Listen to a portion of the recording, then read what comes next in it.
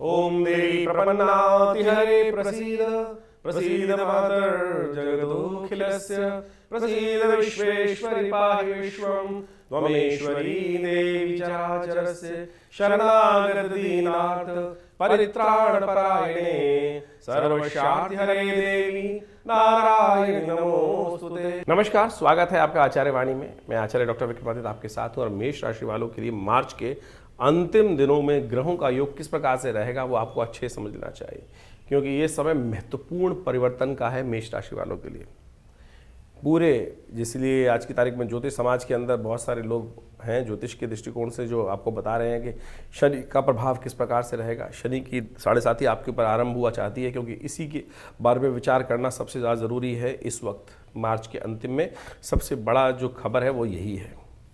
लोगों ने भयाग्रस्त कर रखा है मेष राशि वालों के लिए, ऐसा होगा ऐसा होगा। लेकिन हमारे दृष्टिकोण से मेष राशि वालों की 7.5 होते हुए भी बहुत, देखिए 7.5 एक चिंता का विषय है, लेकिन चिंता ना करें। आपके लिए ग्रहों नक्षत्रों का योग जो है बहुत भयावह स्थिति में नेगेटिव नहीं है। हमें कहीं ना कहीं से आपके लिए सौभाग्य से सुख प्राप्ति के योग बनते दिखाई दे रहे हैं, समृद्धि प्राप्ति के योग बनते दिखाई दे रहे हैं, और साथ साथ आपके सम्मान में भी इजाफा होने के योग बन सकते हैं, यानी सम्मान प्राप्ति के योग भी बनने के योग दिखाई देते हैं। साथ साथ पदोन्नति के योग भी बन सकते हैं। यानी ओवरऑल समझ लीजिए मेष राशि वालों के लिए नेगेटिव जितना दिखाई दे रहा है प्रभाव 7.5 का, शनि का, उतना नहीं होगा। इसमें कहीं ना कहीं कुछ खास उपाय कर कर आप इन सब फैक्टर्स में कहीं ना कहीं लाभ के योग बन सकते हैं। हाँ, थोड़ा ध्यान रखने का समय ज़रूर है, थोड़ा नहीं हम कहेंगे बहुत अत्यधिक ध्यान रखने की ज़रूरत है, फूक फूक के कदम रखने की ज़रूरत है।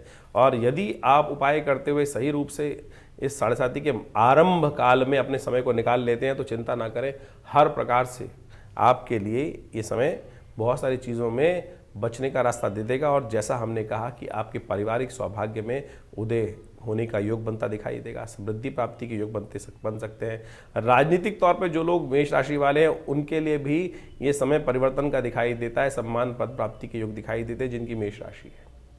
यानी कुछ पद भी प्राप्त हो सकता है खासतौर पर, और पदोन्नति जो नौकरी में है उनके लिए पदोन्नति के योग बनते दिखाई दे रहे हैं। लेकिन फिर भी हम पुनः आपको अवगत करा देते हैं 7.5 का समय फूक फूक के कदम रखने की ज़रूरत। तमाम उपाय हमने एक अलग से वीडियो बनाया है, उसमें आप जाके समझ सकते हैं कि आपकी राशि के अनुसार से प्रभाव क्या होगा। तो इसलिए ध्यान से रखिएगा, काम करें। शरीर के दृष्टिकोण से भी बीमारियों से बचने का रास्ता अवश्य मिलेगा। महामृत्युंजय मंत्र जप करें, तुला दान करें, ये आपके लिए कल्याणकारी रहेगा। सिलसिलेवार तरीके से समझें कि मार्च के अंतिम में ग्रहों का योग क्या बन रहा है, क्योंकि कई ग्रहों का परिवर्तन का योग है। बहुत सारे ग्रह आपके लिए परिवर्तन की तरफ जाएंगे। आपके 12वें भाव में ग्रहों का ऐसा जमघट लगा हुआ है जो शायद वर्षों बाद ऐसा योग बन रहा है। तो ऐसे में विश्व के दृष्टिकोण से ये कोलाहल वाला योग है, लेकिन आपके दृष्टिकोण से कई सारी महत्वपूर्ण भावनाएं उदय करता दिखाई दे रहा है। बहुत बढ़िया, आपकी भाव भी ऐसा रहेगा, महत्वाकांक्षा बहुत बड़ी रहेगी, ये कर दें ये कर दें ये कर दें, बस इसको कंट्रोल करना है। स्वभाव बड़ा रहे, ऊंचा रहे, बिल्कुल सपने बड़े रहे, लेकिन सपने पे दाव ना लगाएं, इस बात का ध्यान रखें। प्रैक्टिकल काम करेंगे तो बहुत अच्छा रहेगा आपकी राशि के दृष्टिकोण से। 23 तारीख रविवार का अवसर, 9वीं तिथि विद्यमान है और इस दिन शहीदी दिवस भी है। ग्रह नक्षत्रों के दृष्टिकोण से आपका ग्रह अनुकूल दिखाई दे रहा है। भाग्य से बहुत सारे रास्ते आपके लिए उपस्थित होने के योग बना सकते हैं, लेकिन ध्यान रखिएगा कुछ बदमाश लोग हैं जो आप समझते हुए भी, आप समझेंगे भी कौन अच्छा है कौन खराब है, ये बात भी आपके दिमाग में आएगी, लेकिन आपकी सरलता का नाजायज़ फ़ायदा उठाने के लिए बहुत सारे लोग आपको परेशान करने की स्थिति उत्पन्न करते दिखाई दे रहे हैं। थोड़ा ध्यान रखिएगा, आलस्य में रहना ठीक नहीं रहेगा। इन दिनों थोड़ी सी प्रवृत्ति आलस्य की तरफ है, तो इसलिए थोड़ा सा अलर्ट होकर काम करेंगे तो अच्छा रहेगा। इस दिन शहीदी दिवस है, हमको उन स्वतंत्रता सेनानियों को अवश्य नमन करना चाहिए। हमने विवेकानंद योगाश्रम में इस दिन बड़ा यज्ञ रखा है, साथ साथ एक श्रद्धांजलि सभा रखी है, गायत्री का यज्ञ रखा है, जिससे हम उन स्वतंत्रता सेनानियों के कारण से, जब हम इस संसार में अभी इस वक्त स्वतंत्रता की हवा का आनंद ले रहे हैं, जो स्वतंत्रता सेनानी उस फांसी के फंदे पे झूल गए थे, उनको नमन करते हुए उनको श्रद्धा के समन अर्पित करने के लिए उनके लिए गायत्री का सुंदर यज्ञ रखा गया है। आप भी उसमें सम्मिलित हो सकते हैं। दिल्ली में विवेकानंद योगाश्रम, जमनापार लक्ष्मीनगर क्षेत्र में ये आश्रम है और वहाँ हर रविवार को बड़ा यज्ञ होता ही है। तो इस दिन इस कार्यक्रम को हमने रखा है सुबह 8 बजे से लेकर करीब 11 बजे तक भंडारे के साथ। अवश्य यज्ञ में आएँ और इस कार्यक्रम में भी अवश्य सम्मिलित हों। 24 तारीख सोमवार का अवसर, 10वीं तिथि विद्यमान है और ग्रह नक्षत्रों का योग परिवर्तन की तरफ बनेगा। ये परिवर्तन तो हर रोज़ कुछ ना कुछ होता ही है, लेकिन ये परिवर्तन कुछ अच्छे कुछ खराब होते हैं। आपके लिए तो अच्छा ही दिखाई देता है। बृहस्पति से दृष्ट होकर चंद्रमा आपके दशम भाव में विराजमान हो गए हैं। आपके कार्यों में सफलता का योग बनाते दिखाई दे रहे हैं, लेकिन कार्य करेंगे तब, बैठे बैठे कुछ नहीं मिलता। उद्यमे नहीं सिद्धंती कार्याणि न मनोरथे नहीं सुप्तस्य सिंहस्य प्रविशन्ति मुखे मृगा। अगर शेर सोचे कि मैं मुंह खोल के बैठता हूँ, हिरन आएगा और मेरे मुंह में चला जाएगा, तो ऐसा तो नहीं होगा। उठना पड़ेगा, चलना पड़ेगा, कार्य करने पड़ेंगे, तभी जाकर आपको अपनी कार्यों में सफलता का योग बनेगा। तो इसलिए इस बात का ध्यान रखते हुए कार्य करें तो अच्छा रहेगा। ग्रह नक्षत्र बिल्कुल पॉजिटिव है, गज केसरी योग विद्यमान है, इससे बड़ा क्या योग आपको चाहिए। तो इसलिए आनंद से समय का लाभ लेते हुए कार्य करें। सोमवार का दिवस है, भगवान शिव का ध्यान कर सुबह सुबह लें शिव का नाम और देखिए कल्याणकारी योग बनेगा भगवान की कृपा से। 25 तारीख सोमवार का अवसर, एकादशी युक्त मंगलवार है इस दिन, और इस दिन ग्रह नक्षत्रों के दृष्टिकोण से पाप मोचनी एकादशी का सुंदर योग बन रहा है। और तो और शुक्र भी उदय होने जा रहे हैं। आपके 12वें भाव में बैठे हुए उच्च के शुक्र राजयोग कारक है आपके लिए। और कई दिन से अस्त चल रहे थे, तो कई स्थितियों में आपको लग रहा था कि संपर्क काम नहीं आ रहे हैं, बहुत सारी बड़े बड़े लोग हैं मिलते नहीं हैं और कहीं ना कहीं अवॉइड कर रहे हैं। अब समय है उनको आप भी जरा संपर्क साधने की कोशिश करोगे तो वो संपर्क आपके लिए रास्ते बनाते दिखाएंगे। तो मेष राशि वालों, समय बिल्कुल उपयुक्त है, उसका लाभ आपको लेते हुए कार्य करना चाहिए। ऐसे में विशेष तौर पर अपने कुछ ग्रहों का भार को काटने के लिए एकादशी का व्रत रखें और भगवान का सुंदर स्तवन करें, पूजन करें, कल्याणकारी रहेगा आपके लिए। 26 तारीख बुधवार का अवसर, द्वादशी तिथि विद्यमान है और इस दिन ग्रह नक्षत्रों का योग जो बन रहा है वो आपके लिए कहीं ना कहीं मामलों में बहुत सारे कार्यों में लाभ की स्थिति को उत्पन्न करता दिखाई दे रहा है। लेकिन थोड़ा ध्यान ये रखने की ज़रूरत है कि जो लोग फक्कड़ किस्म के होते हैं ना, जो आवारा किस्म के होते हैं, उनसे दूर रहेगा। जो कभी इधर कभी कुछ, ऐसे बहुत सारे हमारे लोग होते हैं जो हमारे आसपास घूमते रहते हैं, जिनको हमको पता है कोई ना ठौर ना ठिकाना। ऐसे लोग कहीं ना कहीं थोड़ा सा आपके लिए नुकसानदायक योग दे सकते हैं। उनसे दूर रहते हुए कार्य करेंगे तो अच्छा रहेंगे। किसी वीराने में अकेले जाना शाम के समय ठीक नहीं होगा, कहीं ना कहीं मनोमस्तिष्क में कोई परेशानी उत्पन्न करने का योग दे सकता है। ऐसे में विशेष तौर पर वैष्णवों के लिए भगवान विष्णु का सुंदर स्तवन करने का दिवस है, क्योंकि वैष्णवों के लिए एकादशी का व्रत अगले दिन होता है। तो उनके महात्म्य के अनुसार से भगवान का पूजन करके उनका प्रसाद ग्रहण करना अच्छा कल्याणकारी रहेगा। 27 तारीख बृहस्पतिवार का अवसर है, त्रयोदशी तिथि है, प्रदोष का योग है, गुरु प्रदोष का योग बन रहा है और साथ साथ वारुणी पर्व भी इस दिन है। ग्रह नक्षत्रों के दृष्टिकोण से आपके लिए योग जो है वो लाभकारी है, आपके कार्यों में सफलता देने का योग बनाता दिखाई दे रहा है। ऐसे में कन्या पूजन बड़ा कल्याणकारी है। वारुणी पर्व अपने आप में बहुत विशेष है। कहा जाता है कि जैसे ग्रहण में ग्रहों का योगायोग होता है, उस दिन दान स्नान का और यज्ञ का बहुत महत्व है। इसी प्रकार से वारुणी पर्व पर भी स्नान दान यज्ञ का अत्यधिक महत्व कहा गया है शास्त्र के दृष्टिकोण से। तो अवश्य कुछ यथाउचित भाव से हमको इस पर्व को आनंद से, बहुत सारे लोग भूल चुके हैं वारुणी पर्व को, और इस बार महावारुणी का सुंदर योग बन रहा है। ग्रह नक्षत्रों के दृष्टिकोण से अवश्य गुरु प्रदोष का योग बन गया है। और आपकी राशि के दृष्टिकोण से बृहस्पति महाराज आगे बहुत जल्दी परिवर्तन की तरफ जा रहे हैं। भाग्य से बहुत सारे अच्छे रास्ते आपको प्राप्त होंगे। बुध इत्यादि इस वक्त थोड़े से कमज़ोर चल रहे हैं, तो उनको शक्ति देने के लिए अच्छा रहेगा कि ज्ञान के देवता बृहस्पति का सुंदर स्तवन किया जाए। भगवान शंकर का सूर्यास्त के बाद करीब करीब 2 घड़ी तक सुंदर योग रहेगा प्रदोष का। तो ऐसे में उनका मधु के द्वारा और साथ साथ कुशोदक के द्वारा अभिषेक करना बड़ा कल्याणकारी योग बनाता है। अब हम बात कर लेते हैं 28 तारीख का दिन, शुक्रवार का अवसर, चतुर्दशी तिथि है ग्रह नक्षत्रों के दृष्टिकोण से और इस दिन ग्रह नक्षत्र परिवर्तन की तरफ जाएंगे। सुबह बड़ा आनंदमय योग दिखाई देता है, शाम आते आते थोड़ा सा ग्रह हल्के होते दिखाई दे रहे हैं। और ये ग्रहों के हल्के होने के कारण से स्वास्थ्य पर, अननेसेसरी खर्चों पर ग्रह योग थोड़े भारी पड़ सकते हैं, ध्यान रखिएगा। इस दिन भगवान शिव का सुंदर स्तवन करना चाहिए। केदार पूजा शास्त्र बताई गई है, केदार दर्शन का शास्त्र महत्व कहा गया है। लेकिन केदारनाथ तो इन दिनों बंद होते हैं, लेकिन चैत्र में केदार दर्शन का सुंदर महत्व कैसे शास्त्र में कहा जाता है? मानस पूजा के द्वारा। शास्त्र में एक मंत्र आया है मानस पूजा के लिए, आत्मा त्वं गिरिजामति सहचरा प्राणा शरीरम ग्रह पूजा ते विषयोग भोग रचना निद्रा समाधि स्थिति संचारा पदयो प्रदक्षिण विधि स्तोत्राणि सर्वा गिरौ यत यत कर्म करोमि तत्तत अखिलम शंभो तवाराधनम। कि भगवान कि आपका सुंदर 24 घंटे स्तवन चलता रहे, ध्यान से ही उनका पूजन हो, तो चले बैठे उठे उनका स्तवन होता रहे। तो इस प्रकार से हम जो संपूर्ण क्रियाएं जो जीवन दिन में करते रहते हैं वो सब आपकी पूजा ही बन जाए। तो ऐसा मेरा सुंदर भाव आप स्वीकार करें और जिस प्रकार से कर्म कर रहा हूँ उसके अनुसार से आप मुझे प्रभाव, उसका फल भी दें। तो ये भाव रखते हुए भगवान का ध्यान में ही दर्शन करें, पूजन करें और ये आपके लिए संपूर्ण रूप से कल्याणकारी योग बनाएगा। ग्रह नक्षत्र जैसे हमने कहा सुबह अच्छे हैं, शाम तक हल्के होते दिखाई दे रहे हैं। तो स्वास्थ्य के मामले में थोड़ा चावल का दान करना, महामृत्युंजय मंत्र जप करना आपके लिए अच्छा रहेगा। 29 तारीख ग्रह नक्षत्रों के दृष्टिकोण से समझें, शनिवार का अवसर है और इस दिन अमावस्या का योग है, शनिचरी अमावस्या का योग है, बड़ा महत्वपूर्ण योग बन रहा है। शनि महाराज जो 2.5 साल में एक बार बदलते हैं, 30 वर्ष बाद आपकी राशि के दृष्टिकोण से बदलाव की स्थिति उत्पन्न करते हुए 12वें भाव में पदार्पण करते दिखाई दे रहे हैं। 7:30 का आरंभ हुआ चाहता है इस समय।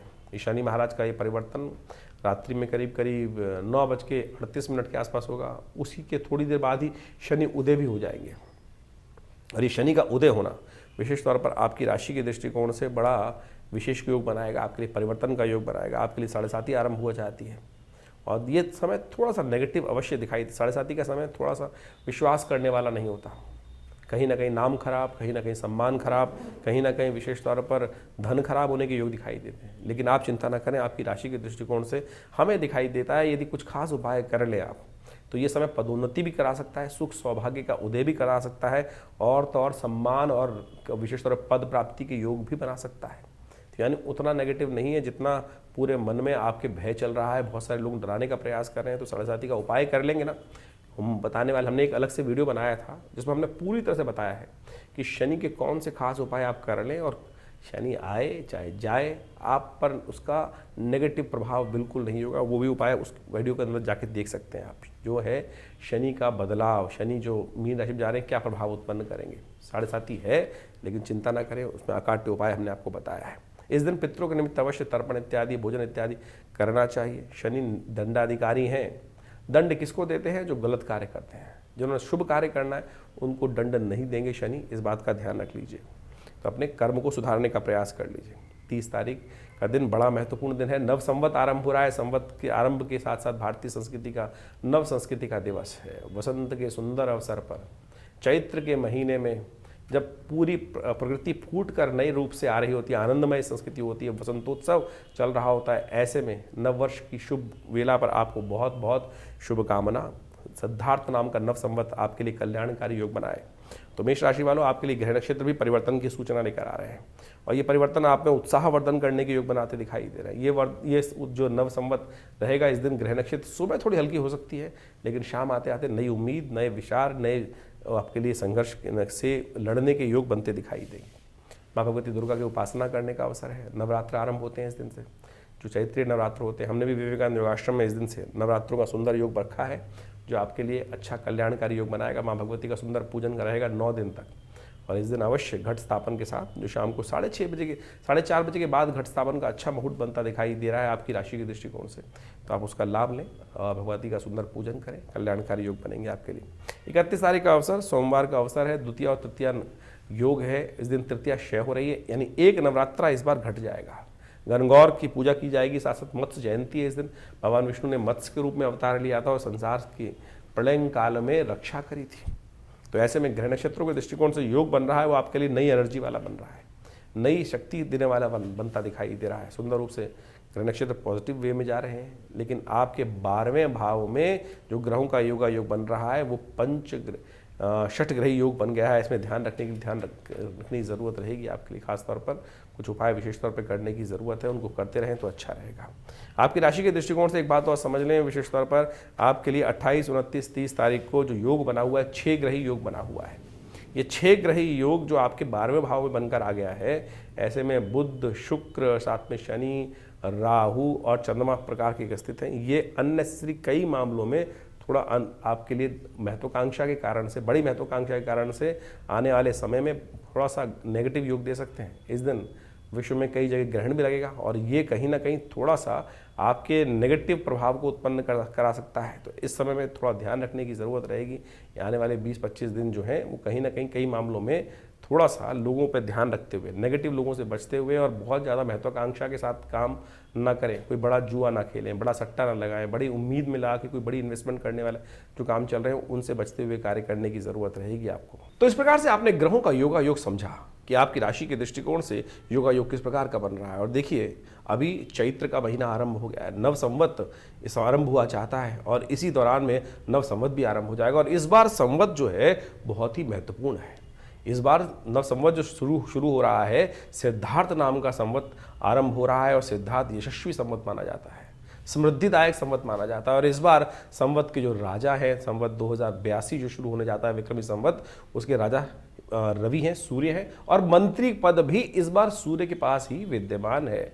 इस बार ग्रहों का, नक्षत्रों का योगायोग जिस प्रकार से नववर्ष के आरंभ में बन रहा है, ग्रहों की पंचायत पूरी लग गई है और आपकी राशि के अनुसार से उसका प्रभाव विशेष तौर पर देखने को मिल सकता है। विश्व एक अशांति के मुखार पर आकर बैठा हुआ है और ऐसे में आप समझें, जो नववर्ष आरंभ हुआ उस समय पंच ग्रहों की युति एक स्पेसिफिक भाव में बनकर जो बन रही है, वो राज्य विश्व में कहीं ना कहीं प्राकृतिक आपदाओं का योग बना सकती है। साथ साथ कहीं ना कहीं विस्फोटक योग बनता दिखाई दे रहा है। युद्ध जो है, आप समझे किस प्रकार से बहुत सारे विश्व के देशों में आपस में सामंजस्य स्थापित है नहीं, और वो कहीं ना कहीं भयावह स्थिति ये बनने के कगार दिखाई देती है। और शनि महाराज का पदार्पण जैसे ही मीन राशि में इस नव संवत्स की पूर्व संध्या पर हुआ है, वो दिखाता है कि कहीं ना कहीं ये विश्व जो है वो कहीं ना कहीं, जब भी आप देखें पिछले करीब करीब 3 बार के पिछले 90 सालों के अंदर हमने एनालाइज करने का प्रयास किया, शनि जब भी मीन राशि में आते हैं और वो कहीं ना कहीं अशांति का वातावरण बनाते हैं और उसके बाद आगे जाके स्थितियां और ख़राब ही होती हैं। जैसे प्रथम विश्व युद्ध के दौरान पे देखें, जब मीन पर आए उसके बाद जैसे ही आगे बढ़े और उसके बाद भयावह स्थिति विश्व में अशांति की तरफ चलती चली गई। द्वितीय विश्व युद्ध के समय भी इसी प्रकार का वातावरण बना हुआ था। उसके बाद 1960 के दशक में भी इसी के 64 के आसपास का भी यही वातावरण रहा है। तो ऐसे में ध्यान रखते हुए कार्य करने की ज़रूरत है। विश्व के परिणिताओं को बहुत सोच समझ कर कार्य करने की ज़रूरत है।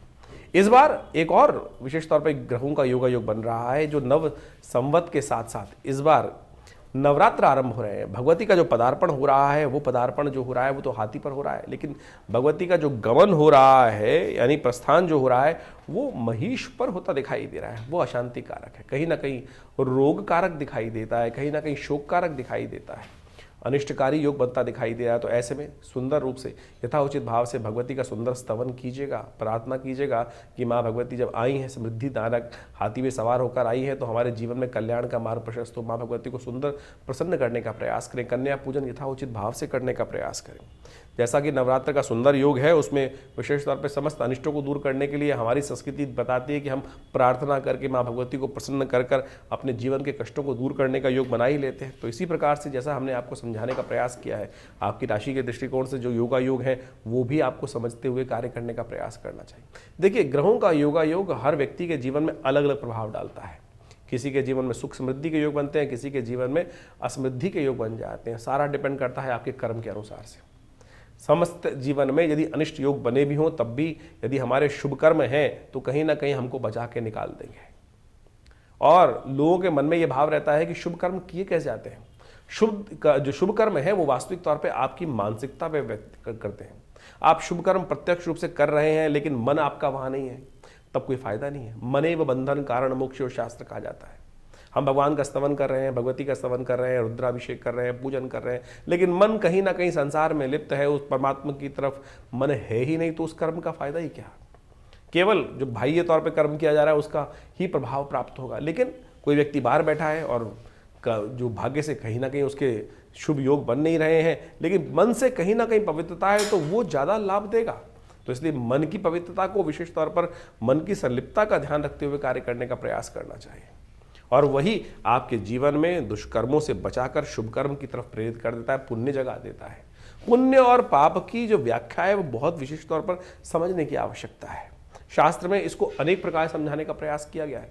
शास्त्र में उपनिषद में एक कथा आती है, वो आपको समझनी चाहिए। एक कथा उपनिषद में बड़ी विचित्र प्रकार से बताई गई है। एक महात्मा थे, यज्ञ करते थे, पूजन पाठ बहुत बढ़िया करते थे और लोगों को प्रेरित करते थे। उन्हीं के आश्रम के बाहर एक कसाई दुकान चलाता था जिसमें जीव हत्या करता था, मांस बेचता था।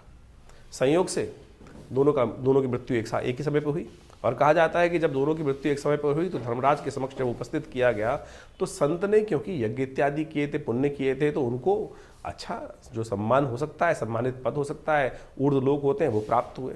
लेकिन संत थोड़ी देर रुक गए, क्योंकि उन्होंने पीछे देखा कि वो कसाई भी उनके साथ लाइन में लगा हुआ है, क्योंकि मृत्यु देवयोग से एक साथ ही हुई थी। तो जब कसाई का नंबर आया तो कसाई को विशेष तौर पर वही लोक प्राप्त हुए जो महात्मा को प्राप्त हुए। महात्मा वाचिक पढ़े। उपनिषद की कथा विशेष तौर पर ये बात करती है। तो जब चित्रगुप्त से पूछा गया कि संत ने कहा कि भाई यहाँ भी वो स्थिति है क्या कि जो लोग काम सही नहीं कर रहे हैं उनको भी विशेष तौर पर गलत कार्य करते हैं, अशुभ जीव हत्या करते हैं, उनको भी ऊर्ध्व लोक प्राप्त होते हैं। तो चित्रगुप्त ने उनका लेखा जोखा देख के बताया कि महाराज इस जीव की जो स्थिति थी जीवात्मा की, वो ऐसी थी कि काम तो वो कसाई का करता था लेकिन मन से पूरा सरल था, क्योंकि यही भाव रहता था कि महात्मा इतने सुंदर कार्य करते हैं और मुझको क्योंकि मुझे कुछ आता नहीं है, परिवार का जीवन यापन करने के लिए कसाई का काम मिल गया है, तो कब मेरे भाग्य जागेंगे और मैं भी महात्मा की तरह पुण्य कार्य करूंगा, यज्ञ करूंगा। मनेव बंधन कारण मोक्ष, और इसी मन के द्वारा किए गए शुभ कर्म के कारण से उसको वही लोग प्राप्त हुए जो यज्ञ इत्यादि पुण्य इत्यादि करने से उन महात्मा जी को प्राप्त हुए थे। कहने का सरल अर्थ यह है कि मन से सरल रहिए। पता नहीं संसार में कब हमारे द्वारा कौन सा कर्म हो जाता है, जो प्रत्यक्ष कर्म है कौन सा हो जाता है, लेकिन मन से वास्तविक तौर पर अगर निवृत्त रहोगे उस दुष्कर्म से भी, तब भी आप अपने उस परलोक को सुधार सकते हो। तो लोक परलोक दोनों सुधारने का हमको प्रयास करना चाहिए। तो यही अध्यात्म का अर्थ है, और यही इस ज्योतिष के दृष्टिकोण से बहुत सारे लोग ज्योतिष को अध्यात्म से अलग कर देते हैं। अरे ज्योतिष अध्यात्म से अलग हो ही नहीं सकता है। कुछ तथाकथित लोग ज्योतिष को अध्यात्म के साथ जोड़ेंगे, समझेंगे, तभी आपको वास्तविक जीवन का सत्य प्राप्त होगा। तो ये जो हमने आपके समक्ष कथा रखी है, इसको सही से समझते हुए कार्य करने का प्रयास करें। और हमारा जो ये चैनल है आपके साथ हमेशा ही रहता है। आपके मन में भी बहुत सारे प्रश्न चल रहे होंगे, चिंता ना करें, उन प्रश्नों का निवारण करने के लिए हमने ये चैनल आपके साथ रखा ही हुआ है। तो आप अपने मन के प्रश्नों को हमें व्हाट्सएप के माध्यम से भेज सकते हैं। और हम तो एक और कार्य आरंभ कर दिया है हम लोगों ने। महीने के पहले रविवार के दिन सुबह 8 बजे से लेकर करीब करीब 10 साढ़े 10 बजे तक आश्रम में एक विशेष तौर पर समागम का कार्यक्रम रखा गया है। उसमें यज्ञ में भाग भी ले सकते हैं और विवेकानंद योगाश्रम दिल्ली में आकर अपने प्रश्नों का समाधान भी जान सकते हैं। तो आप विवेकानंद योगाश्रम में सादर आमंत्रित हैं।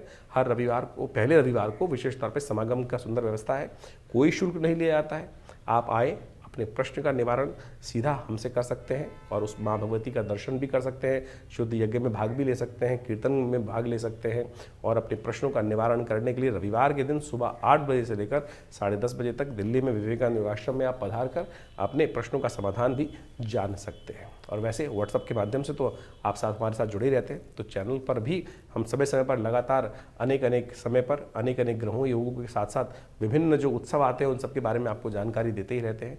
तो जुड़े रहे हमारे इस आचार्य वाणी चैनल से और आपका जीवन में कल्याण होने का योग बनता रहे। धन्यवाद, नमस्कार।